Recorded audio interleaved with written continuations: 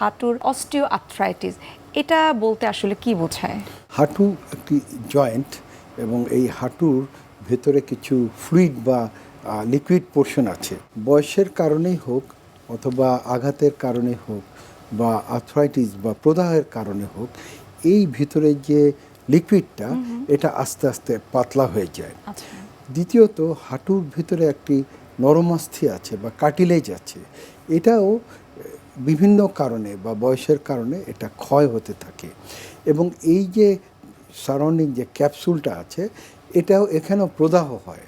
এই যে multiple pathology কারণে হাঁটুর যে অবস্থা, এই অবস্থাটাকেই বলা হচ্ছে অস্টিওআর্থ্রাইটিস হাঁটু। তো এছাড়া আর কোনো কারণ রয়েছে কিনা এই রোগটি হবার? প্রথমত, বয়স বৃদ্ধির সাথে সাথে এইটা কার্টিলেজ হালকা হয়ে যায়, লিকুইডটা যেটা পাতলা হয়ে যায়, এটা একটা কারণ।